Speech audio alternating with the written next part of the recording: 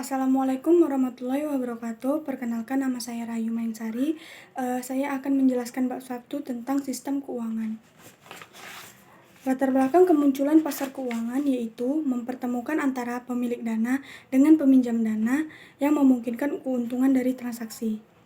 Adapun manfaat dari lembaga keuangan yaitu menekan ongkos transaksi, mengurangi harga transaksi, dan memperlancar aliran dana. Selanjutnya ada aliran dana dalam sistem keuangan. Aliran dana dalam sistem keuangan dapat terjadi secara langsung di pasar keuangan dan terjadi secara tidak langsung melalui lembaga perantara keuangan. Pihak yang terlibat dalam aliran dana ada dua, yaitu pemilik dana dan peminjam dana. Pemilik dana yaitu mereka yang memiliki dana berlebih tetapi tidak memiliki kesempatan investasi yang menguntungkan. Sedangkan peminjam dana yaitu mereka yang memerlukan dana untuk merealisasikan proyek investasinya. Dengan adanya transaksi di pasar keuangan, terjadi pula aliran dana dari pihak yang tidak produktif kepada pihak yang produktif sehingga membawa dampak peningkatan produksi. Adapun manfaat dari aliran dana ini yaitu untuk meningkatkan pertumbuhan ekonomi dan kesejahteraan masyarakat. Selanjutnya ada struktur pasar keuangan. Pasar keuangan ini dapat dibedakan berdasarkan karakteristiknya. Yang pertama ada pasar uang dan pasar modal. Pasar uang yaitu pasar keuangan yang menstransaksikan instrumen yang memiliki waktu jatuh tempo kurang dari 1 tahun. Sedangkan pasar modal yaitu memiliki waktu jatuh tempo lebih dari 1 tahun. Yang kedua ada pasar obligasi dan pasar ekuitas.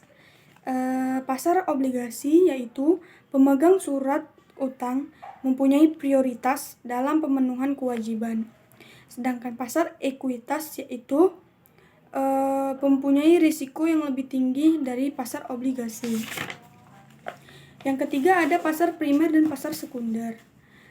Pasar primer yaitu terjadinya penjualan perdana sekuritas dibeli oleh investor pelanggan bank investasi yang bersangkutan.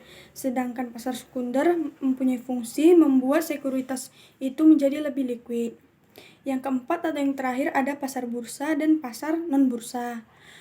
Pasar bursa yaitu pasar keuangan yang bertempat di suatu tempat tertentu atau yang terpusat di suatu tempat tertentu.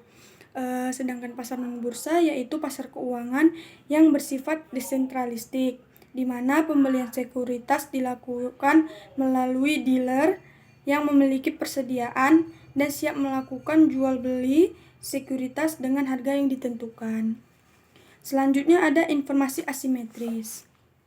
Informasi asimetris merupakan ongkos transaksi keuangan sehingga menimbulkan pilihan merugikan dan bahaya moral. Pilihan merugikan adalah suatu perilaku yang muncul karena adanya informasi asimetris yang terjadi sebelum transaksi. Sedangkan bahaya moral yaitu perilaku yang muncul setelah transaksi. Selanjutnya ada klasifikasi lembaga perantara keuangan. Lembaga perantara keuangan diklasifikasikan berdasarkan sumber dananya. Terdapat 3 macam, yaitu yang pertama ada lembaga penerima simpanan. Merupakan lembaga perantara yang memperoleh dana dari pihak ketiga dan meminjamkannya kepada pihak lain. Yang kedua ada contractual saving institution, memperoleh dana berdasarkan kontrak yang bersifat periodik. Yang ketiga atau yang terakhir ada perantara investasi, di mana memperoleh dana dari menjual surat berharga diklasifikasikan sebagai perantara investasi. Selanjutnya ada sistem keuangan global. Bank dan perusahaan-perusahaan yang memerlukan dana dapat mencari pinjaman ke negara lain.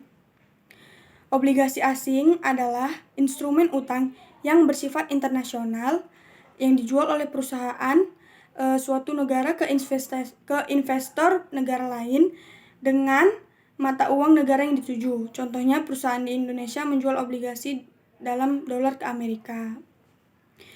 Sumber pinjaman luar negeri yang semakin meningkat mendorong berkembangnya pasar saham dunia. Investor Amerika tidak lagi hanya menaruh perhatian terhadap tapi juga indeks harga dari pasar saham dunia.